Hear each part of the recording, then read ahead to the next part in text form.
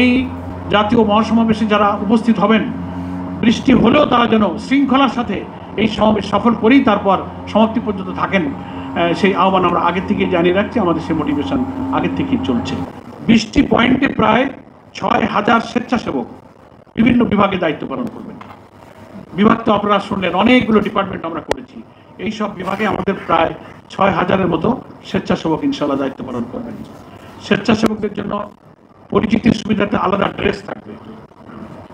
ঢাকা শহরের বাইরে থেকে, ঢাকা রাজধানী এবং পার্শ্ববর্তী জেলাগুলো থেকে যারা আসবেন, গাড়ি পার্কিং এর জন্য আমরা কমপক্ষে 15টা পার্কিং এর ব্যবস্থা রেখেছি। তাতে হবে না, আমরা যে সাড়া পাচ্ছি সারা দেশ এবং পার্শ্ববর্তী জেলাগুলো থেকে, তাতে রেলপথ, নৌপথ, সড়ক পথ, সব পথেই এই জনসভার দিকে মানুষের ঢল নামে রাজধানীর মুখে ইনশাআল্লাহ। তো আমরা সাধ্যমতো চেষ্টা করছি এই পার্কিং স্পটগুলো সেফ এবং সেফটি সিকিউরিটি কীভাবে রাখা যায় সেগুলো নির্দিষ্ট করে সেখানেও আমাদের স্বেচ্ছাসেবক ইনশাআল্লাহ থাকবে।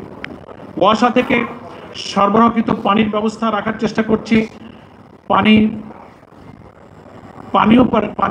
বোতলের পানি রাখার জন্য আমরা 50,000 মিনারেল ওয়াটারের বোতল রাখবার জন্য আমরা ইনশাআল্লাহ পরিকল্পনা গ্রহণ করেছি। ভিআইপি এবং সাধারণের জন্য খুব জরুরি ভিত্তিতে টয়লেটের প্রয়োজনে আমরা বেশ কিছু টয়লেট ব্যবস্থা ভিআইপিদের জন্য রেখেছি, সাধারণের জন্য আমরা ইনশাআল্লাহ রাখবো। প্রাথমিক চিকিৎসার জন্য, ফার্স্ট এইডের জন্য আমাদের 15টা মেডিকেল বুথ থাকবে। সরাসরি উদ্যানের চারিপাশ দিয়ে আমাদের ভিতরে বাইরে মিলে মোট 15টা মেডিকেল বুথ থাকবে। একাধিক বেড, প্রতিটি বুথে 2 জন করে এমবিবিএস ডাক্তার, জরুরি ওষুধ এবং অ্যাম্বুলেন্স সার্ভিস আমরা রাখবার ব্যবস্থা করেছি। আমাদের আইটি টিম এবং লাইভ সম্প্রচারের জন্য ফ্রন্ট ও ড্রোন ক্যামেরার সাহায্যে সমাবেশে উচ্চমানের ভিডিও ধারণ এবং তা সমাবেশস্থলের এলইডি স্ক্রিনে প্রদর্শন করা এবং ফেসবুক, ইউটিউব সহ সকল সামাজিক মাধ্যমে লাইভ সম্প্রচার করা হবে আমাদের জাতীয় সমাবেশের কার্যক্রম। এবং জনসভার শৃঙ্খলা, নিরাপত্তা, ট্রাফিক ব্যবস্থাপনা, আইন শৃঙ্খলা পরিস্থিতি, রাজধানীর বাইরে থেকে আগত জনসাধারণের জন্য সড়ক, নৌ ও রেলপথে নিরাপদ যাতায়াত নিশ্চিত করার জন্যে আমরা মাননীয় স্বরাষ্ট্র উপদেষ্টা, পুলিশ কমিশনার এবং সংশ্লিষ্ট বিভিন্ন সংস্থা বিভাগের সহযোগিতা কামনা করেছি। আমরা সাক্ষাৎ করেছি, লিখিতভাবে আমাদের প্রয়োজনীয় চাহিদা জানিয়েছি। আমাদের নেতৃবৃন্দ সাক্ষাৎ করে আমরা যাবতীয় সহযোগিতা ওনাদের কাছে চেয়েছি। ওনারা সাধ্যমতো সহযোগিতার জন্য কথা দিয়েছেন এবং তারা প্রচেষ্টা চালিয়ে যাচ্ছেন। রাজধানী সহ সারা দেশের সর্বস্তরের জনগণকে জাতীয় এই মহাসমাবেশে অংশগ্রহণ করার জন্য এবং সর্বাত্মক সহযোগিতা করার জন্য আমরা দেশবাসীর কাছে আন্তরিকভাবে আহ্বান জানাচ্ছি। আমরা সর্বশেষ যে খবর পাচ্ছি তাতে সারা দেশ থেকে সড়ক, নৌ এবং রেলপথে বিপুল সংখ্যক মানুষ রাজধানীতে ইনশাআল্লাহ একদিন বিভিন্ন প্রবেশ পথ দিয়ে প্রবেশ করবে। এ কারণে দেশবাসীর কাছে আমাদের আহ্বান এবং রাজধানীবাসীর কাছে বিশেষ করে আহ্বান যে এই সব কারণে নগর জীবনে হয়তো একটু দুর্ভোগ এবং যানজট সৃষ্টি হতে পারে।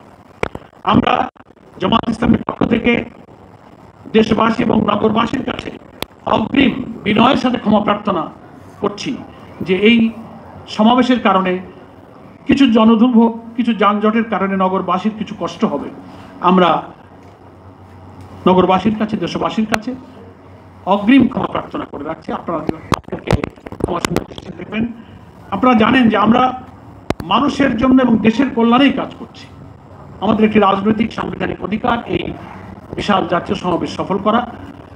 আমরা দুর্ভোগ এড়ানোর জন্য কিন্তু দেখবেন নগরীর কোনো সড়ক আমরা ব্যবহার করি না, অনেকে রাস্তার উপরে সমাবেশ করেন, কিন্তু আমরা কোনো সড়ক ব্যবহার না করে ঐতিহাসিক সোহরাওয়ার্দী উদ্যানকে ব্যবহার করার জন্য সিদ্ধান্ত নিয়েছি, যেটা খুবই ব্যয়বহুল। এখানে পানি, এখানে বালু ভর্তি করা লাগে, যথেষ্ট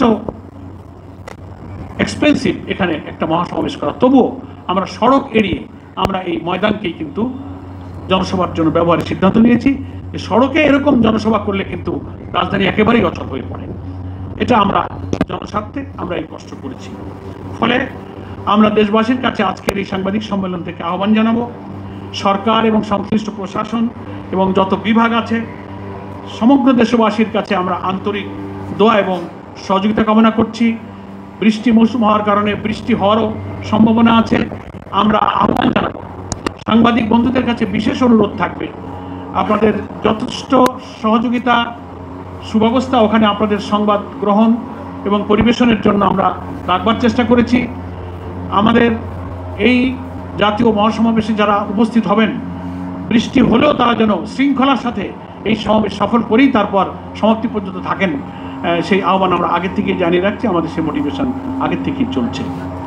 প্রিয় সাংবাদিক বন্ধুগণ এবং দেশবাসী, মোটামুটি আমি আমাদের এই জাতীয় মহাসমাবেশের উদ্দেশ্য